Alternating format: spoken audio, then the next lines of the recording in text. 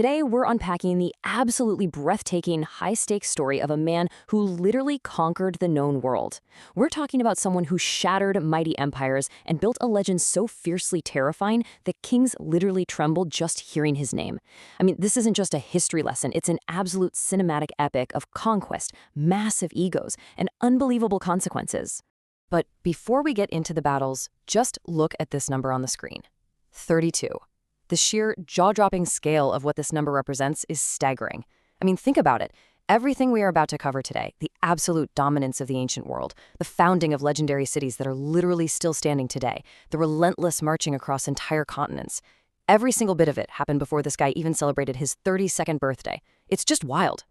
Which brings us right to the ultimate question we're going to try to answer today. Was Alexander the Great a heroic visionary? Was he just an unmatched military genius?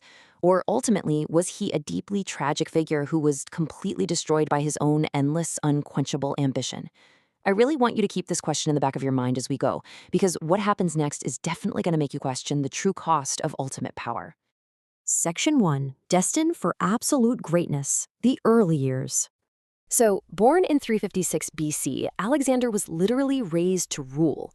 And he wasn't just given any tutor, he was molded by Aristotle, one of history's absolute greatest minds. He's learning science, literature, medicine, the whole nine yards. But here's the thing.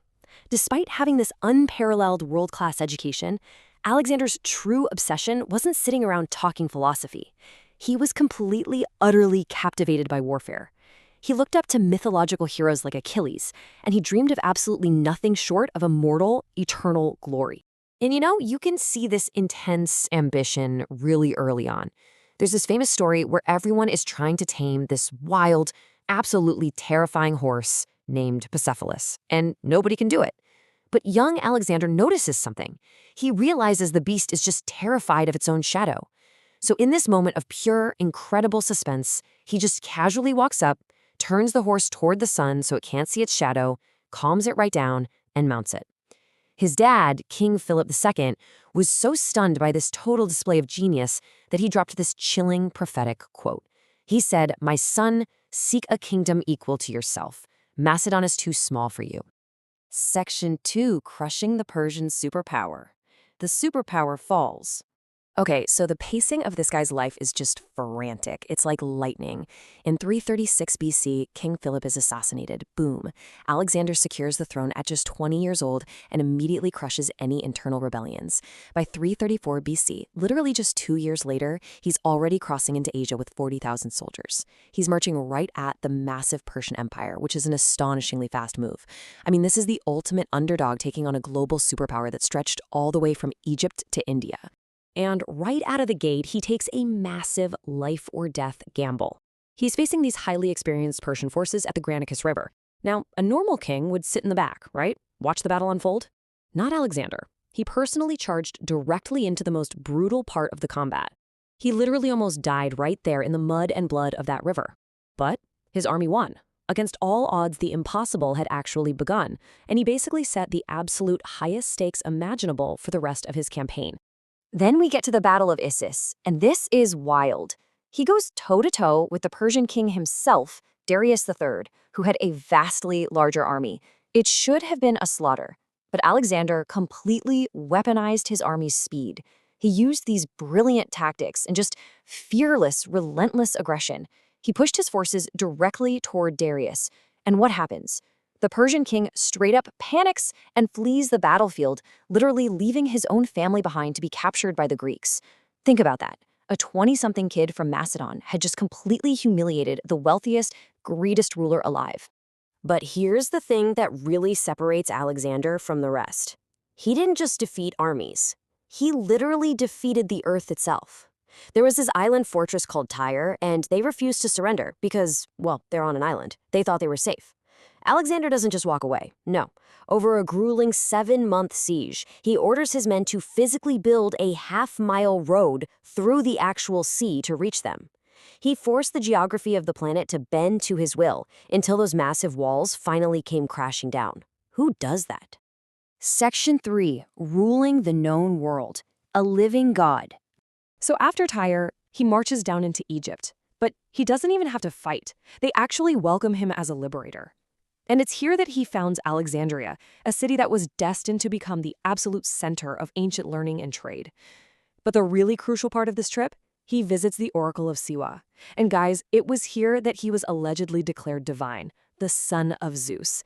This is a massive, massive turning point in our story. Because after this, his whole self-image drastically shifted. He's no longer just looking in the mirror and seeing a mortal king. He's starting to truly believe he is a living, breathing god. Armed with that godlike confidence, he marches to the final earth-shattering showdown in 331 BC, the Battle of Gaugamela. This is it. He's facing terrifying war chariots and an overwhelmingly massive Persian force. But Alexander relies on absolute ironclad discipline. He masterfully baits the Persians, creates a tiny gap in their enemy lines, and then charges straight at King Darius once again. And once again, Darius flees. The Persian Empire totally collapses right then and there, and Alexander claims the royal capitals. At just 25 years old, he now ruled the largest empire the world had ever seen. Section 4. The Dark Side of Power. Battling himself. But victory comes with a price, right? It fundamentally changed him. The Macedonian warrior king, the guy who used to bleed right alongside his trusted friends, started transforming into this unapproachable god king. He started adopting Persian customs, demanding literal worship from his men, and he grew deeply, deeply paranoid. You can imagine how this went down. This drastic shift created massive resentment among his most loyal, battle-hardened Macedonians. They felt like their grounded, brother-in-arms commander had been fully replaced by an untouchable tyrant. And tragically, that paranoia exploded into shocking, irreversible violence. In a moment of absolute drunken rage, the conqueror of nations literally turned his sword on his own inner circle. He murdered his trusted general and friend Cleitus. And get this, Cleitus was the exact same man who had saved Alexander's life back in combat at the Granicus River. The grief and the bitter betrayal of this moment show a man who is rapidly unraveling from the inside out, essentially destroying the very people who had helped him build his empire.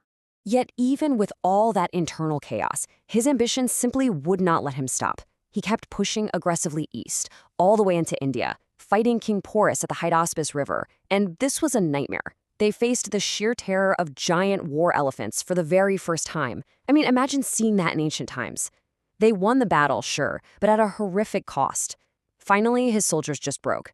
After years of brutal wounds, sweltering heat, and endless marching, they mutinied. They said no more. And for the first time in his entire life, Alexander the Great was actually forced to stop and turn back.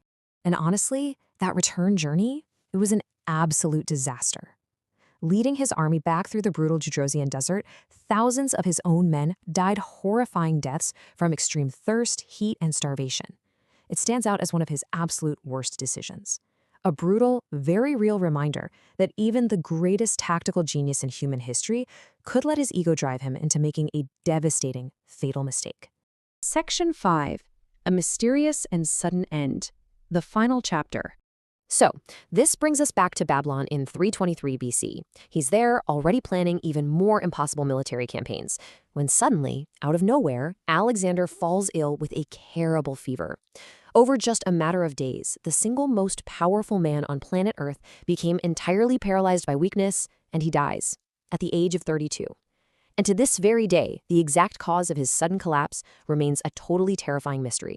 Was it poison slipped to him by his own resentful generals? A sudden deadly disease, a lingering infection from a battle wound, or simply the total systemic exhaustion of a human body pushed way beyond its absolute limits? We honestly may never know for sure. But what we do know is how it ended. When he was lying there on his deathbed, barely able to speak, his generals asked him who should inherit this massive, entirely unprecedented empire. He managed to whisper these chilling final words, "To the strongest." And with that single, cryptic phrase, he essentially condemned his entire life's work to be violently torn apart and divided by his infighting generals. Yet incredibly, his legacy survived all that chaos. Even though his empire fractured into pieces almost immediately, his influence did not die. He permanently rewired the culture and the history of the entire known world, birthing what we now call the Hellenistic Age. Greek language, incredible architecture, and revolutionary philosophical ideas spread like wildfire across 3 continents. The cities he built remained as massive cultural hubs, and his name became entirely, undoubtedly, immortal.